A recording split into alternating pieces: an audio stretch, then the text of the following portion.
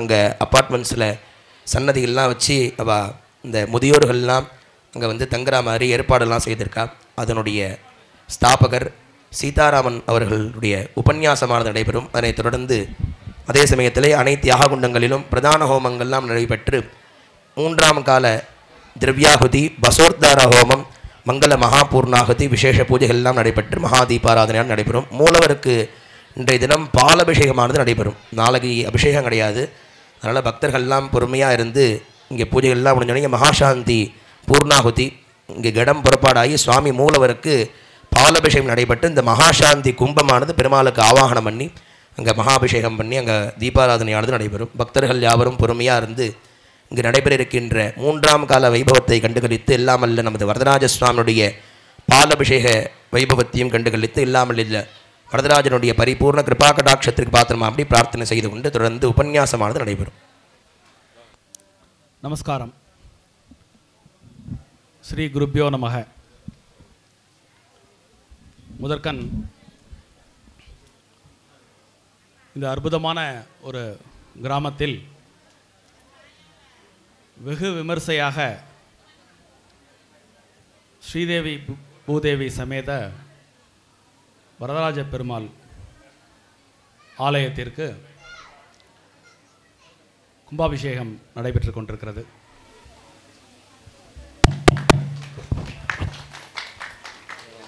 இதை வச்சுக்கிட்டுமா, இதிலே பேசிட்டுமா? ஆமாம், இது கொஞ்சம் பெட்டராகவே இருக்கு. தேங்க்யூ.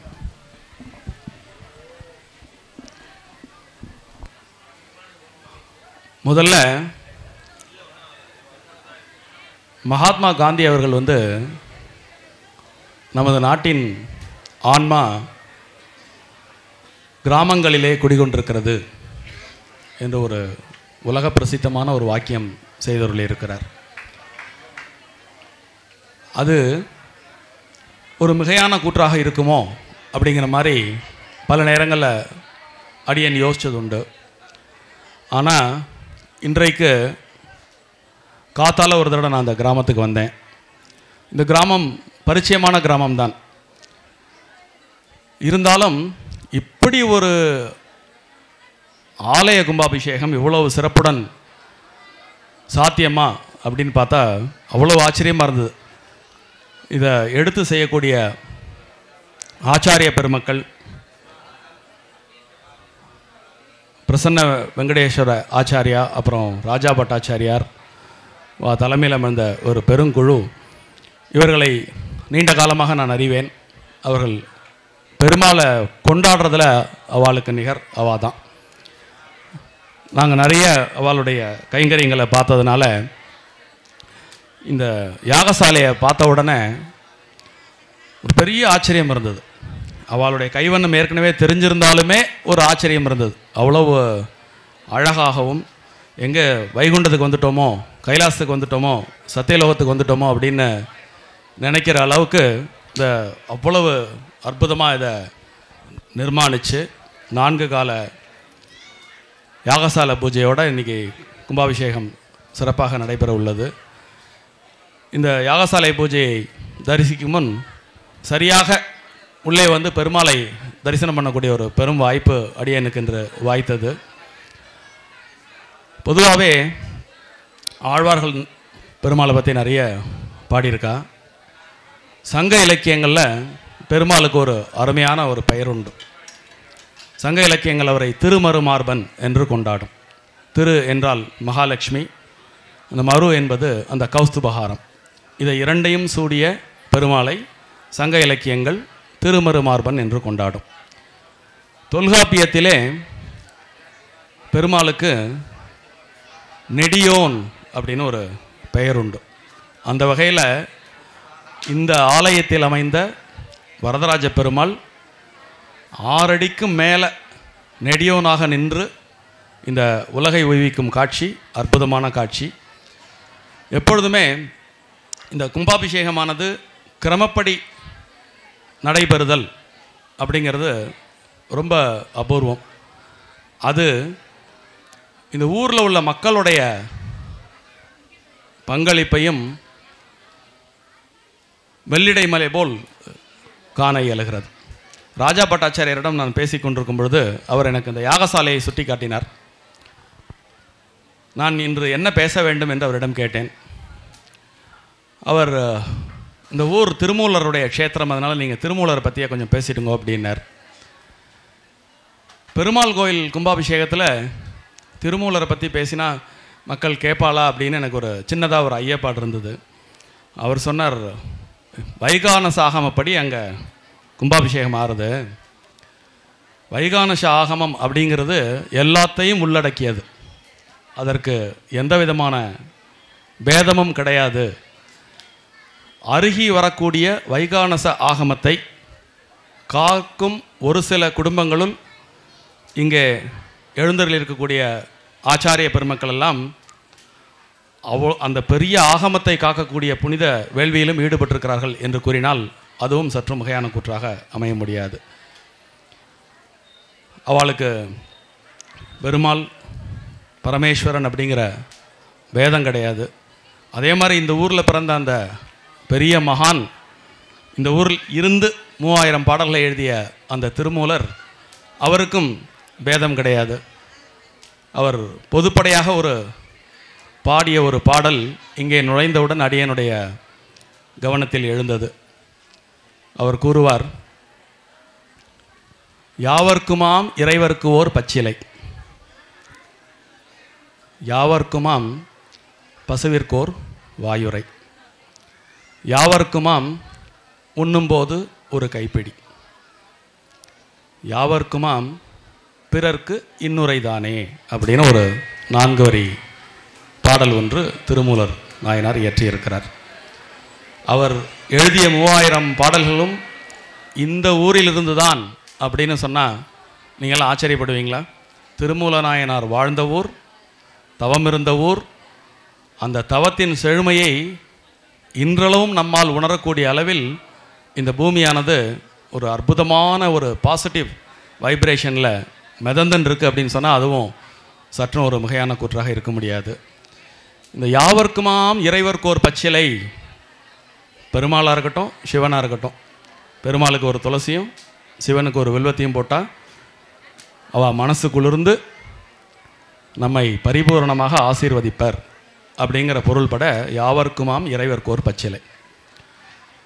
அது ஏன் இந்த யாகசாலையை பார்த்தவுடன் ஞாபகத்துக்கு வர வேண்டும் அப்படின்னு கேட்டேன்னா, நிறைய யாகசாலைகளை அடியேன் பார்த்திருக்கிறேன். கும்பாபிஷேகத்திற்கு பாலாலயம் செய்தவுடன் எல்லாரும் அந்த முளைப்பாரி என்பது வைத்து வழிபடுவது வழக்கம் அல்லவா? இந்த யாகசாலையை சுற்றிலும் எத்தனை முளைப்பாரி வைத்து இதனை அமைத்திருக்கிறார்கள் என்று பார்த்த பொழுது இது எங்கும் காண கிடைக்காத ஒரு காட்சியாக அடியேனுக்கப்பட்டது. இது எப்படி சாத்தியம் என்று ராஜா பட்டாச்சாரியர் அவர்களை கேட்டேன். இந்த ஊரில் வாழக்கூடிய மனிதர்கள் எல்லாம் பெரும் பக்தர்கள். கும்பாபிஷேகம் என்ற உடனே ஒவ்வொருவருமே உற்சாகமாக ஈடுபாடு கொண்டு ஆளுக்கு ஒருத்தராக அப்படி சுற்றி வச்சுட்டா அதனால் இவ்வளோ நன்னா இருக்குது அப்படின்னார். கேட்கவே ரொம்ப சந்தோஷமாக இருந்தது. ஊர் கூடி தேரெழுத்தல்னு சொல்லுவா இல்லையா?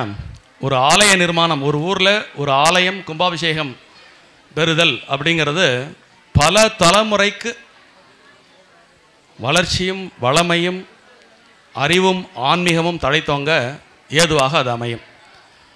அப்படி நடைபெறக்கூடிய கும்பாபிஷேகத்திலே அந்த ஊர் ஜனங்கள் மகிழ்ச்சியுடன் உற்சாகத்துடன் கலந்து கொள்வது என்பது இன்னும் அந்த ஆலயத்தினுடைய அருளாற்றலுக்கு பன்மடங்கு வலு சேர்க்கக்கூடிய ஒரு விஷயம். அந்த வகையிலே உங்களுடைய ஆர்வத்திற்கு தான் இப்படிப்பட்ட ரொம்ப அருமையான ஆச்சாரியர்கள் எல்லாம் வந்து இருந்து இங்கே முறைப்படி 33 கோடி தேவர்களையும் அழைத்து, இப்போ இந்த யாகசாலையில் 33 கோடி தேவர்களும் இருந்துருக்கா. 3 பெரும் தெய்வங்களும் அவர்களுடைய துணைவிகளும் இங்கே இருந்து கொண்டிருக்கிறார்கள். அப்படி முறைப்படி அவர்களை அழைத்து அவர்களுக்குரிய ஆகுதி கொடுத்து ரொம்ப பிரமாதமாக நடைபெற்று வந்துருக்கு. ஒரு 5 மணித்துளிகள் திருமூல நாயனார் பற்றியும் இந்த ஊரினுடைய சிறப்பு பற்றியும் அது இலக்கியங்களில் எங்கே எடுத்தாளப்பட்டிருக்கிறது என்பது பற்றியும் கூறி அடியேன் என்னுடைய சிற்றுரையை நான் நிறைவு செய்ய எண்ணியுள்ளேன். திருமூலர் பூர்வாசிரமத்தில் அவருக்கு சுந்தரநாதன் என்ற ஒரு பெயர் உண்டு. அவர் காஷ்மீர தேசத்திலிருந்து கையிலையிலிருந்து க்ஷேத்ராடனங்கள் பண்ணி சிதம்பரத்தில் சுவாமியை தரிசனம் செய்துவிட்டு இந்த ஊருக்கு வரும்பொழுது இந்த ஊரிலே மூலன் என்ற ஒரு இடையன் மாடு மேய்த்து கொண்டிருந்தான். அவன் திடீரென்று இறந்து விடுகிறான். அந்த பசு கூட்டங்கள் எல்லாம் அவன் மேல் உள்ள அன்பு, நம்மை ரட்சித்து காத்த இந்த மனிதன் இறந்து விட்டானே அப்படின்னு எல்லாம் கண்ணீர் சொரிந்து நின்ற கோலத்தை கையிலையிலிருந்து வந்த சுந்தரநாதன் பார்த்தார். அவர் ஒரு பெரிய சிவயோகி, அட்டமா சித்திகளில் வல்லவர். அதனால் கூடு விட்டு கூடு பாய்தல் அப்படிங்கிற ஒரு வித்தையை அவர் அறிந்திருந்தார். அதனால் இந்த பசுக்களின் துயரத்தை நீக்குவதற்காக தன்னுடைய உடலை ஒரு மரத்தடியின் மறைவாக விட்டுவிட்டு அங்கிருந்து தன்னுடைய அந்த சித்திகளில் ஒன்றை பயன்படுத்தி மூலனுடைய உடலுக்குள் கூடு விட்டு கூடு பாய்ந்து விடுகிறார். உடனே மூலன் எழுந்தவுடன் அந்த பசுக்கள் எல்லாம் ஆரவாரித்து தனது எஜமானன் மீண்டு வந்து விட்டான், எப்பொழுதும் போல் நாம் இனிமேலும் மகிழ்ச்சியாக இருக்கலாம் அப்படின்னு அதெல்லாம் உற்சாகமாக அவங்களுடைய இருப்பிடத்திற்கு போய்விட்டது. மூலன் அவருடைய வீட்டிற்கு போகும்பொழுது இந்த மூலனுடைய மனைவியானவள் கணவனை எதிர்கொண்டு அழைக்கிறாள். இவருக்கு தெரியுமல்லவா அவளுடைய கணவன் தான் அல்ல அப்படிங்கிறதுனால என்னால் இங்கே வர முடியாதுன்னு சொல்லிட்டு அந்த ஊரில் ஒரு பொதுவான மடத்துக்கு போயிடுறார். அந்த மடத்தின் துறவிகள் எல்லாம் இவருடைய ஞானம் தெளிவு இது கண்டு மூலனுடைய மனைவிக்கு சொல்லிடுறாங்க, இல்லை இவன் வந்து ஞானம் பெற்று விட்டான், இனிமேல் அவன் இல்லறத்துக்கு உதவான் அப்படின்னு சொன்ன உடனே மனைவி சமாதானம் அடைகிறாள். இவர் அப்பா நல்லபடியாக நம்ம இந்த பசுக்கொலையும் காப்பாற்றியாச்சு, இந்த பொண்ணும் சமாதானப்படுத்தியாச்சு, நாம் திரும்ப நம்முடைய உடலுக்கு நாம் சென்று விடலாம் அப்படின்னு அவர் திரும்ப வந்து பார்க்கும்பொழுது அவருடைய உடல் அங்கே இல்லை. அப்போது அந்த ஆத்மாவானது அந்த மூலனுடைய உடலிலேயே தங்கி விடுகிறது. திருமூலருடைய 3000 பாடல்களிலே உடல் பற்றி 2 பாடல்களை இயற்றியிருப்பார். உடம்பை முன்னம் இழுக்கென்றிருந்தேன், உடம்பில் உத்தமன் கோவில் கொண்டான் என்று உடம்பை யான் இருந்து ஓம்புகின்றேனே அப்படின்னு ஒரு பாடல். இந்த பாடலுக்கு உடம்பை திறம்பட நாம் பராமரித்து வந்தால் இறையருளை பெறலாம், இறை காட்சி பெறலாம் என்பதாக ஒரு பொருள். இரண்டாவதாக அவர் தன்னுடைய உடலை விட்டுவிட்டதன் பிறகு இன்னொரு உடலில் புகுந்த பிறகு தன்னுடைய உடலின் மகிமை தெரிந்து கொண்டு உடல் என்பது ஆத்ம சாதனத்திற்கு எவ்வளவு முக்கியமானது என்பதை உணர்ந்து அந்த உடலை ஓம்பும் திறனை அவர் கூறினார் என்று சொன்னால் அது சற்று மிகையாகாது. இரண்டாவது, திருமூலருடைய வரலாறு பற்றி பல்வேறு விதமான கதைகள் உண்டு. குறிப்பாக 3000 திருமந்திர பாடல்களை அவர் இயற்றினார். ஒவ்வொரு வருடமும் தவமிருந்து ஒரு பாடல் இயற்றி 3000 வருடம் அவர் உயிரோடு இருந்து 3000 பாடல்களை இயற்றினார் அப்படின்னு ஒரு சொல்வழி உண்டு. இது என்ன நம்புதற்குரியதா? மனிதன் எப்படி 3000 வருடம் வாழலாம் அப்படிங்கிற ஒரு கேள்வி நமக்குள் எழும்.